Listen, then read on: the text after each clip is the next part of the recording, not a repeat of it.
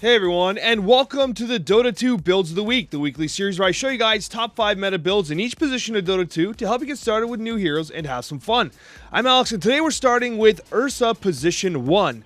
Ursa was seeing lots of play during the TI-10 professional season, and for good reason. He's very effective as a carry, he's one of the hardest right-clickers in the game, but one of the things that really benefits the mid to low MR player is the fact that a lot of opposing teams don't know how to play against an Ursa very effectively, and that allows you to do some things like, well, sneak Roshan relatively early.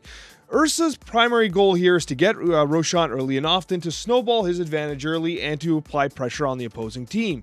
With regards to that, you might want to take an optional Morbid Mask if you're looking to do Roshan early, as the passive Lifesteal will greatly benefit, especially when you're stacking Overpower and Fury Swipes on top of Roshan.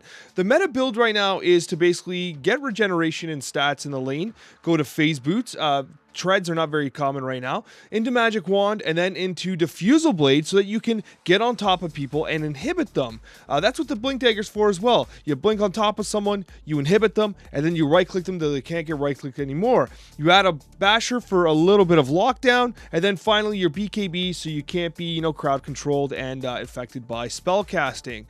Optional items, the usual, right? His Ags and his Shard are both very good. You can prioritize the Ags over the Shard, however. As I said, Morbid Mask, great for Roshan. Orbital Corrosion, a great value play. And then the other items are dependent on your matchup. You want to make decisions based on what the opposing team is going to do to you and how you can maximize your chance to win. Let's talk about position number 2.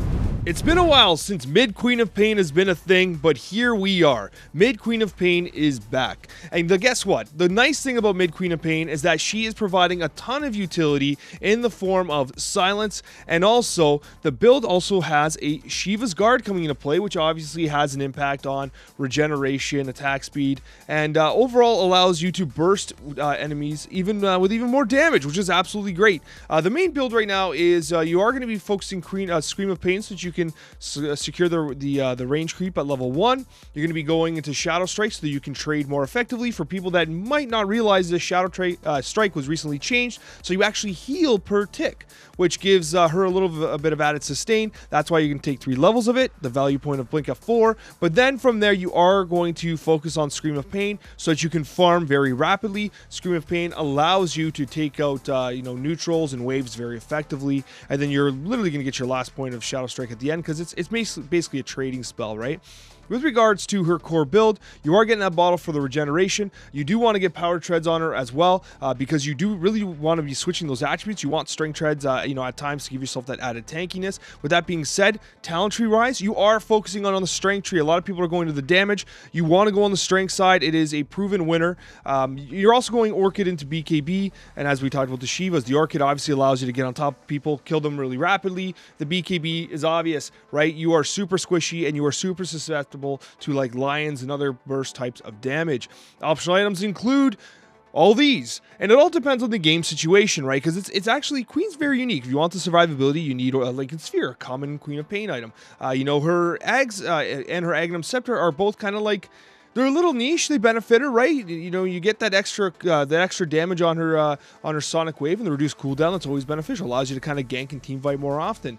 But realistically, the Kaya Sanj is one of those items that provides her with so much benefit that it has often gone after the Shiva's Guard, despite the fact being a relatively kind of mid-gamey item. But you can also go right to the Scythe of the Vise if you want to lock down a core target. Regardless of that, Queen of Pain is back in the meta and seeing work post TI-10. Would you believe we're talking about Position 3 Lycan again? But don't worry, it's not the usual Position 3 Lycan. Things have changed. Basically, it's more or less the same build-up up until the Helm of the Overlord, which, got nerfed a little bit, but still damn good.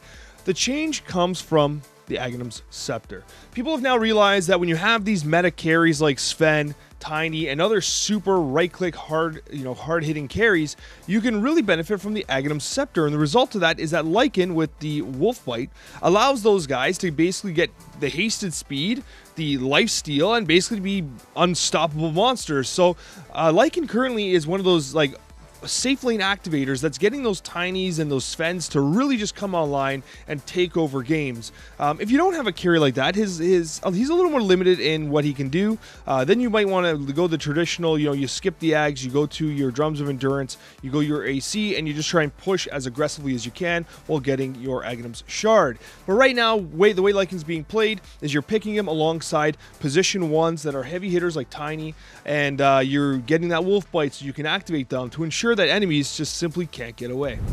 Post TI-10, Position 4 Monkey King remains a thing. In fact, it remains a very good thing as it continues to have an impressive win rate at all levels of play.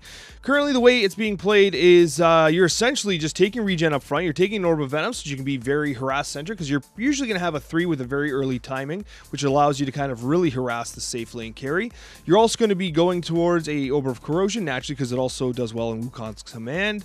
And finally, honestly, the optional items are crazy here because it all depends on your game state. If you're against a lot of spellcasters, get Mage Slayer. Again, Wukong's command, there's some stuff there. If you want to play as a ganker, Orchid's doing work. If your team lacks catch, Rod of Ados. It's one of those positions, like, he's so versatile.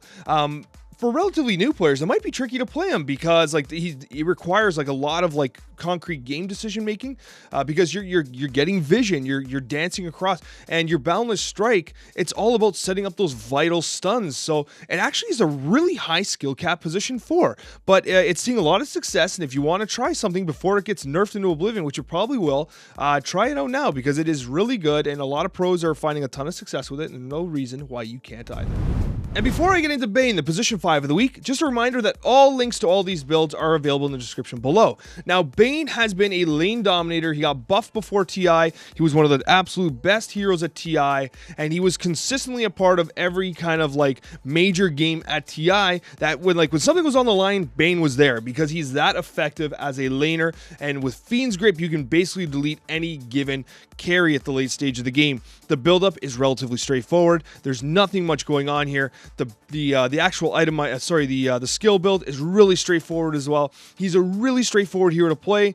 However, those late game Fiend Grips, it's do or die. You have to make sure you're in the right position so that you can Fiend Grip the right opponent when the opportunity arises. So Bane is one of those heroes that is deceptively straightforward to play. However, the decision making on how you use his abilities can be a huge difference. And if you're relatively new to the game, don't forget that Nightmare can be used to save your allies. So if they're being attacked, you can use Nightmare to basically kind of prevent attack on your allies. So just keep that in mind. It is a really interesting concept that a lot of players don't really abuse. But regardless of that, thank you so much for watching, and a very special thank you to all of our wonderful subscribers. We will see you in the next Dota 2 video.